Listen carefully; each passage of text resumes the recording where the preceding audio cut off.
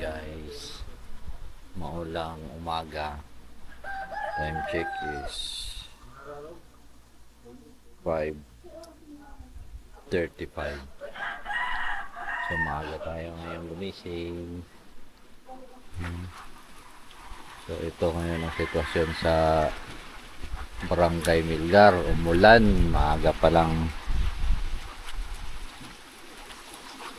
Dito tayo nakasilong sa dating bahay namin. Pero wala na, giba na to. Ito yung dating bahay, tindahan namin. Kanto. Wrong timing yung gising araw natin ngayon sa pagbablog. Kasi medyo matagal-tagal na rin akong hindi nakapag-vlog. At ngayon, bumalik ako ulit. Raw vlog lang ito. So umuulan pa.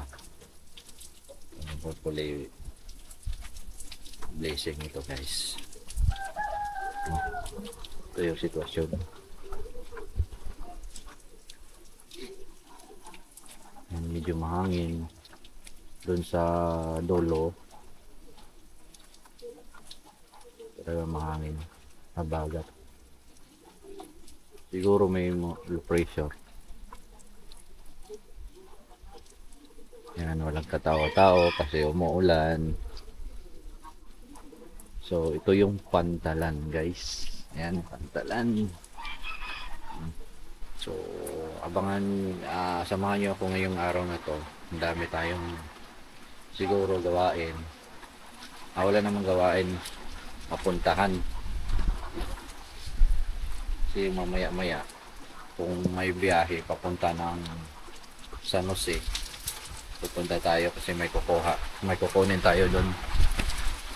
So yan, bukas na yung ulan, no?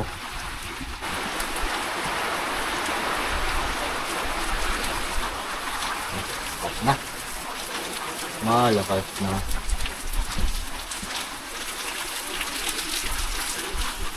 Good morning guys. Ngayon nandito tayo sa pantalan sa Barangay Milgar. Ito yung sitwasyon.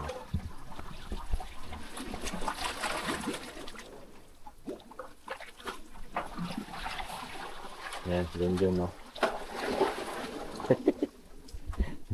Nakikita ka na dun sa YouTube. Yan. Ito yung sitwasyon, maulan-ulan. So, maaga pa ngayon guys. May darating kasi na lancha. Tawagin bangka. Papunta ng city sa oras na ito. Kaya, ayan. May mga delivery ng pinahapid dito sa pantalan. So, medyo maulap yung kalawakan, mahangin, tapos medyo maalon,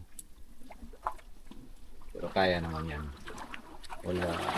Wala namang low pressure, medyo habagat lang to. Although siguro may low pressure pero malayo lang dito.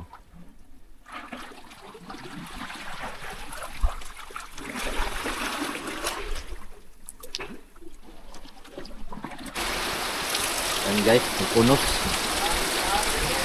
Lakas oh. Oh my goodness.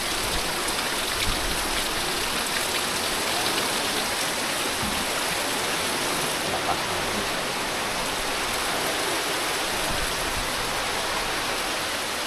So ito yung panahon ngayon. Parang may bagyo. Pero wala namang balitang bagyo. Pero ang alam ko may low pressure.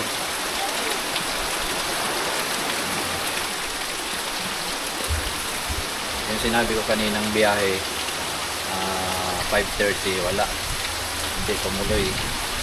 Siguro sa ganitong panahon ayaw makipagsapalaran kasi maalon din to doon sa medyo Pan-City na, maalon din doon. Tapos maliit lang yung bangka, hindi gaano kalaki, kaya siguro hindi tumuloy. Pero may isa pang dalawa kasing biyahe dito papuntang city. may isa pa mga 6:30. So ang oras natin ngayon is 6:20 pa lang. So ayan yung mga pasahero, may dalawang pasahero doon naghihintay. So 6:20 darating or 6:30, 6:35 mga ganong oras yung schedule. Tingnan natin kung tutuloy ba sa ganitong panahon. Pero sa nakita kong ay medyo doon maalon-alon doon. Medyo maalon. Medyo malakas yung doon ulan alon. Pero kaya naman yan. Kaya naman yan sa bangka na biyahe dito. So, yan muna guys. Hintayin lang natin kung tutuloy yung biyahe papuntang city. Ito yung sitwasyon sa isla guys. Mahirap pag may bagyo. Kasi hindi ka makatawid doon sa mismong city. Mostly naman ang mga tao dito doon namimili ng mga grocery, mga tindahan dito. Namimili ng grocery doon sa city. So may ano naman dito, may bayan. Kaso dito sa amin, hirap din kasi yung daan hindi pa tapos. Pero doon sa kabilang barangay, mapupuntahan na nila diretso yung bayan, gamit yung mga motor nila, habal-habal or may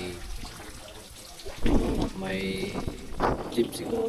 Pero dito hindi makarating dito dahil sa may portion pa dito na hindi magawa yung daan. So yun yung parang isolated parang gaya na to. Kaya namimili ang mga tao dito dun sa city.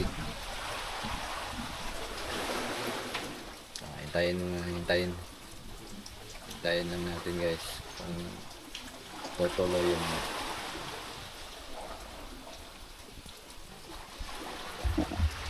yan, nawala na naman yung ulan.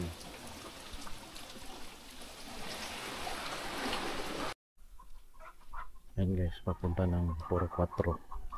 Papunta yan ng Puro 5 na daan.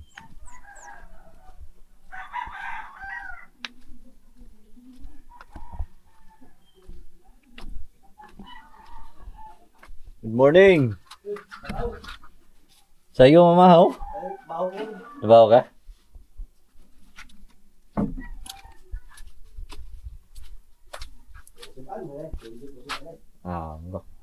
Wag yun tayo mga sudanan eh.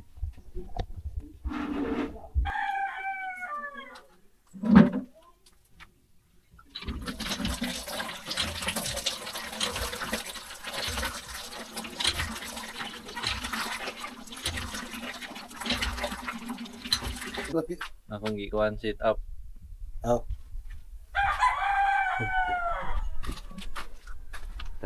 Yan guys, oh, nung Sunday.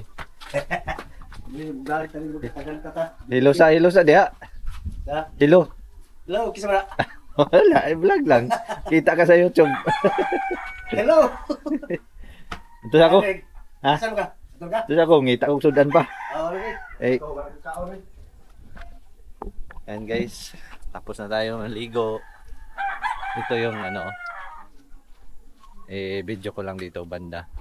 And may may limon. Yan dito. Ito yung kabilang side guys ng Barangay Melgar. Ito yung sa Puro 4. Yan, papuntang school yan dyan.